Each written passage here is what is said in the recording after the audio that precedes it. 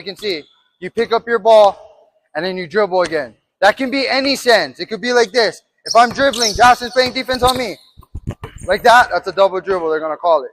You only can have one hand on the ball when you're dribbling, right? If you pick up, you got to pass or you guys got to shoot. Traveling is taking more than 2 steps, right? So when you're dribbling at any time and you take more than 2 steps while you have the ball, that's a travel.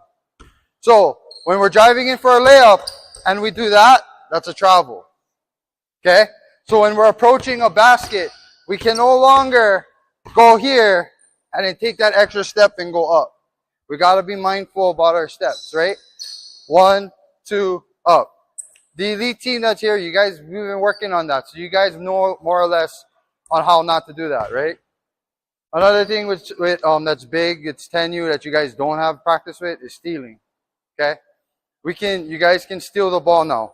But with that change, if you guys are stealing the ball, okay, and you guys go to steal the ball, and you do that, now you have 1 foul. You're only allowed 5 fouls in a game. Okay? So if Bailey gets 5 fouls in the first half, she's done. She cannot go back into the game. So when we steal, it's not just like that. We got to be mindful when we steal. Usually when we're stealing, we're timing it, right? Like that. We try to be fast, no contact, or very, very little contact. The refs here are a little bit more uptight about, fouls when you're stealing. So whenever you're trying to steal, just be mindful you're not like that, because they'll get you for it. It's called a reach-in foul. So when we're practicing now up here, or anytime we're doing 10U, it's always separation, right? We always want to keep them away from us. If we have to use our arm like this, they're too close, because if Justin wanted to steal, he could easily steal the ball, right? So this arm length is good for practice, but we never want to utilize that in a game, okay? Because that means the defender is just way too close to us. We want to stay here around, right? Keeping this distance, okay? So that's stealing, and going into the fouls, we'll go into a little bit more later. You guys see this box right here? From the free throw line, inside here, this whole thing. This is called the paint. The bigs, we got Skylar, Stacy, Vincent. You guys have only 3 seconds inside here on offense. So if Justin's on offense, Skylar and Vincent, and you guys are here, you guys cannot stay here for longer than 3 seconds. Okay, it's called a 3-second violation. You'll see the refs, if you ever see them doing this, they're counting the seconds you're inside here. And that's not only the bigs. If, say, Mika is coming here for a drive or a cut, and she's here, she's dribbling, and you don't get that ball off in 3 seconds, it's a turnover. It's going the other way. Okay? So now, as we get up, this division is much more difficult than it is at 8U. But I think we all did a pretty good job getting you guys ready for that. Okay? So that's 3 seconds. Just remember yourself, if you guys feel like you're in the middle for too long on offense, just move out. Once you take a step out over here, right, it resets. You could have one leg in, one leg out, and it doesn't matter. It's when both feet are inside the paint. Okay? So if you feel like you're here, Skylar, calling for the ball a little bit too long, just come here, boom, and then come back in. Okay? You guys, I'm not going to expect you guys to get this right away. Okay? But just be mindful. That's why we're making a video. If you guys ever want to brush up on the rules, you guys can go to the video and go check it out again and refresh your guys' self. Okay? What else? Oh yeah. Carrying. Carrying when you're dribbling is like this. So whenever you guys go, it's called from 6 to 12. Okay, so if you're dribbling and you do this, that's a carry. This is not a carry when you're on the side like this, but when you come like this and like this, it's usually when you're going around something, you carry the ball. So you're like this, that's a carry. Okay, we got to make sure the ball is on the side or on the top. Okay, so double dribble, travel, carrying. You guys all know what this line is, yeah? 3-point line. Okay, I'm pretty sure nobody yet can even make this consistently, so don't even worry about it. Anything outside of this arc is 3 points. Anything inside is 2 points. Now you're going to have free throws. So For example, at Andrews, you guys shoot the free throws from right here. This is 10U's free throw. When you guys are doing your free throw, you need to start behind the line. If you guys jump and go over, that's okay. But you need to start your free throw from behind. Okay, from behind this line. You can start it anywhere you want along this line, but you just need to start here, and you can finish all the way out here if you want. Okay? On offense, you know when we're passing in the ball after someone scores, right? Ball. So if I pass the ball into Justin has 10 seconds, or whoever the point guard is, to get across half court. So if you're here, right, and you're behind this line on our side longer than 10 seconds, it's the other team's ball. So we have to make sure when we inbound the ball, we get across this line in 10 seconds. It's easier said than done because in 10U they can press. Okay, they can do a full court press, which is going to be difficult, but we all can just make sure we rely on our dribbling skills and get past that half court line. And then the last thing that before we go into before we get into the defensive part is that on offense, you only can let the defender stay on you for 5 seconds. So if I'm watching Justin, right, if I'm 1 arm length away, the count is going to start. Justin needs to break out of this in 5 seconds to reset. If I'm just here, right, and Justin's moving around, go slow, and I'm just like constantly like on here with him for 5 seconds, the ball gets turned over. I've only seen it done twice in Hilo. You guys want to guess who it was? Mark even said he's never seen it before because it's hard to come, Bailey. Bailey, Mika, come. Ikbar. Bailey, try lock up Mika for 5 seconds. Go. Say it's not an arm length. You got to get on. Okay? It's a difficult call, right? But if you're an elite defender, or if Mika picks up the ball, Mika pick up the ball, and she's trapped, this counts of 5 seconds. So we stop. You know how we put our hands up and don't let them pass in? Now we have 5 seconds for them to turn over the ball. Okay? So just remember, as soon as they pick up the ball, we swarm. We hands up. We try to make sure that they cannot pass it out, and we'll get a 5-second call. Thank you, girls. Appreciate it. Okay? These are all things that we'll work on. But now, when I tell you guys, hey, 5 seconds, you guys are going to understand what I'm saying. So if Kala's dribbling down, and I got Kale locking him up, I can say, Kala, you got to break that 5 seconds. He'll know that he got to get away from Kale. Okay? Like I mentioned earlier, everybody has 5 fouls before a game. Okay? 5 fouls from the start to the end of the game. You only can get 5 fouls. That can be any foul, offensive or defensive fouls.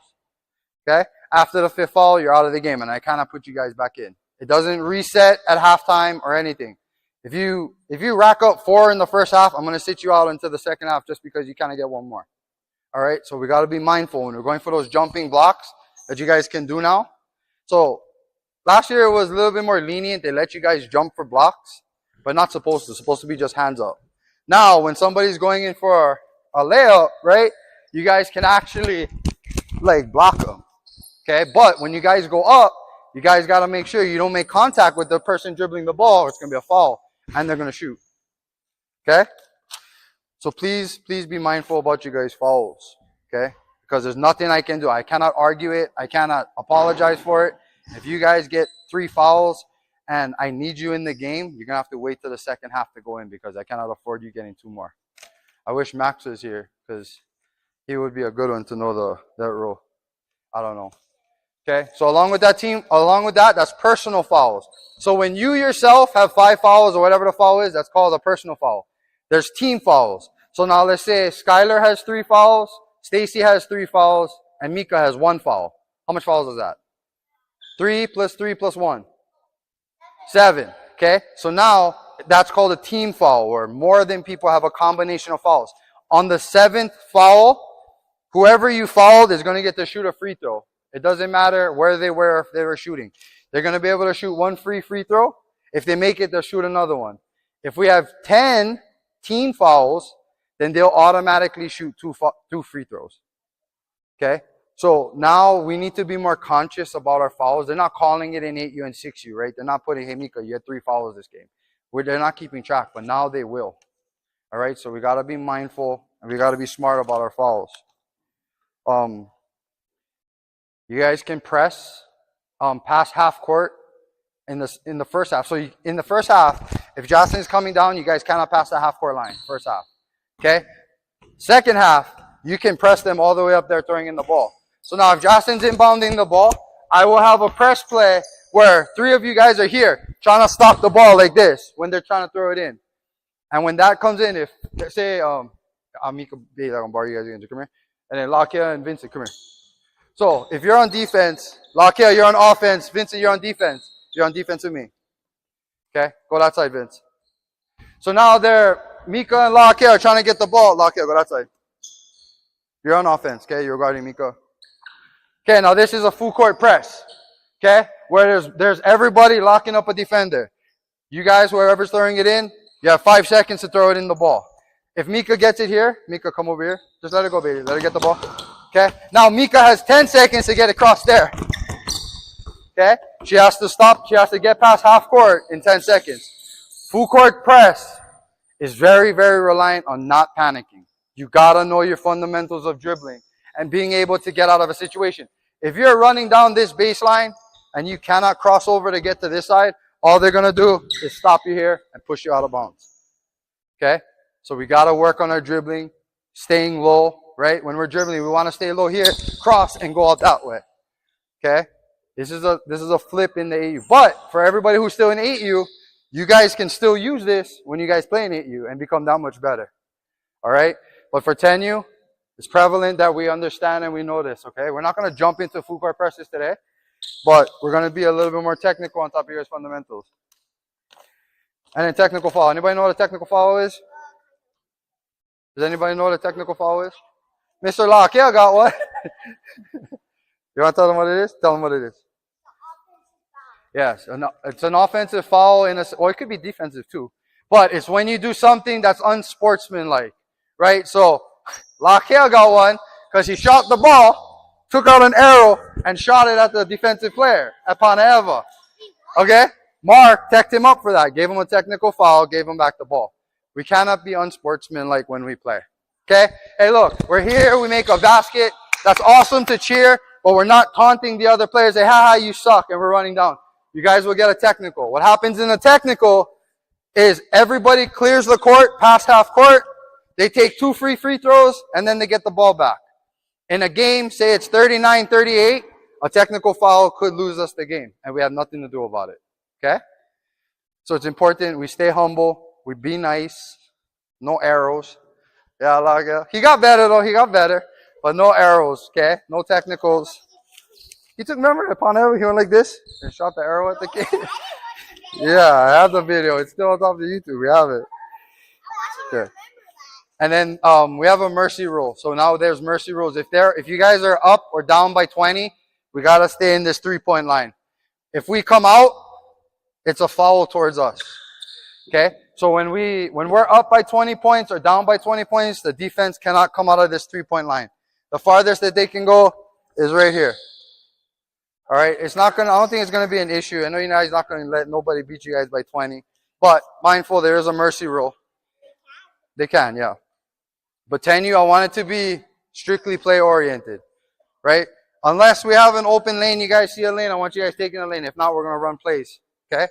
I think that's the level that we're playing and competing at. They're a little bit better than to give you an open lane all the time. Okay? You guys have any questions? Oh, and then the bathrooms are down there. I know, sorry. Down here, down there to your right is the boys' bathroom. Down there to the left is the girls' bathroom. Okay? Do not open those back doors, please. Parents, you guys too, you guys can go down there. There's the bathroom over there. Just don't open those back doors because we cannot see. You guys got it? How much of you guys can shoot on 10-foot rim? Bray, can you? At least try. Can you reach the net and backward at least? Yeah? Ready? Good. Okay. Okay, very good. We're going to do layups. Just do regular layups on the 2 lines. Start outside the 3-point line. And then